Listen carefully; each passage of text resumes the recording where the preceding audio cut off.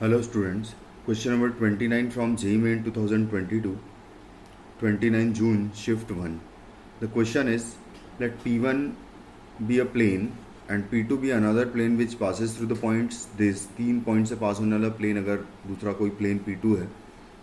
If the direction ratios of the line of intersection of P1 and P2 be 16 alpha and beta, then the value of alpha plus beta क्या होगा ये बताना है मुझे.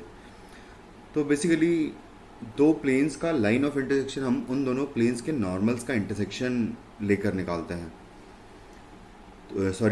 Cross product लेकर हम निकालते हैं. तो सबसे पहले तो सेकंड प्लेन का नॉर्मल ही निकालना पड़ेगा. तो सेकंड प्लेन का normal N2 will be equal to I J K, और दो वेक्टर्स बना लेता हूँ इन 3 पॉइंट से मिलके उसी प्लेन में उनका क्रॉस प्रोडक्ट ले लेंगे तो हमको नॉर्मल वेक्टर मिल जाएगा सेकंड प्लेन का.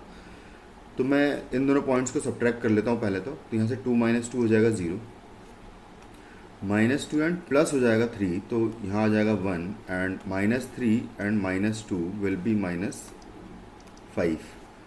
फिर इन दोनों को सब्ट्रैक्ट करके लिख देता हूँ मैं. तो 1 - 2 विल बी -1, इसको इसमें से माइनस कर देते हैं.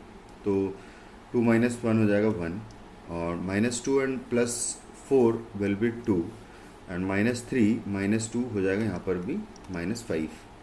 कुछ इस तरीके से आ जाएगा. बस अब इसको ओपन कर लेते हैं. तो यहाँ से आई कैप में आ जाएगा -5 एंड +10 हो जाएगा, तो 5 आई कैप आ जाएगा. फिर आएगा जे में, इसको सॉल्व करेंगे तो 0 एंड +5 आ जाएगा, लेकिन मैं -5 जे कैप लिखूँगा. एंड के में अगर देखें तो इसका कॉलम एंड रो को हटाएंगे अगर, तो यहाँ से सॉरी इसको मैं लिख लेता हूँ. ये एलिमेंट हमारा हमने इसको सब्ट्रैक्ट करके लिया था, तो यहाँ पर 1 होना चाहिए ना. ठीक है, चलो. तो ये इस तरीके से आएगा. अब मैं इसका रो और कॉलम हटा दूँ लास्ट एलिमेंट का, तो यहाँ से 0 एंड -1 आएगा, यानी कि -k आपको यहाँ से मिल जाएगा.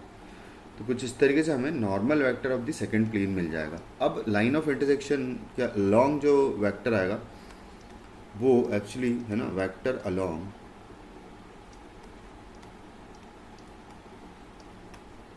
line of intersection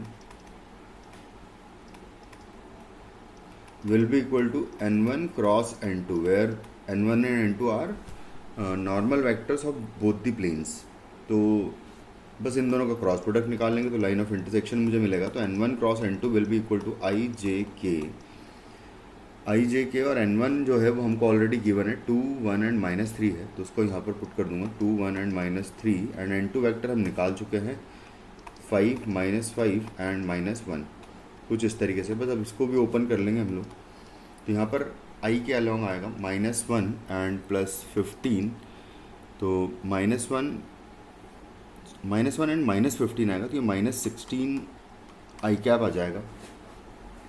उसके बाद जे कैप की बात करें तो जे कैप में आ जाएगा -2 एंड 5 या 15, तो +15 हो जाएगा, तो +13 आ जाएगा यहाँ पर. लेकिन -13 लिखूँगा क्योंकि ये सेकंड जे के साथ लिख रहे हैं हम लोग. अगर प्लस आएगा तो वहाँ पर माइनस लिखना होता है. तो ये आ जाएगा. उसके बाद फिर यहाँ पर +13 आएगा, -13 आएगा. एक बार चेक कर लेते चलो फिर से. तो ये हो जाएगा देखो -2 एंड +15 हो जाएगा, तो +13 आ रहा है, बट -13 लिखना पड़ेगा, करेक्ट है. उसके बाद फिर लास्ट एलिमेंट को अगर देखें तो लास्ट जो है के अलॉन्ग अगर देखें तो के अलॉन्ग आ जाएगा -10 एंड -5, तो -15 के कैप आ जाएगा. उसके बाद इसको अगर कंपेयर कर ले 16 अल्फ़ा बीटा से, बल्कि कंपेयर नहीं करेंगे पहले, यहाँ तो माइनस कॉमन लेके हटा दो यहाँ से, तो 16 एंड 13 एंड 15 आ जाएगा.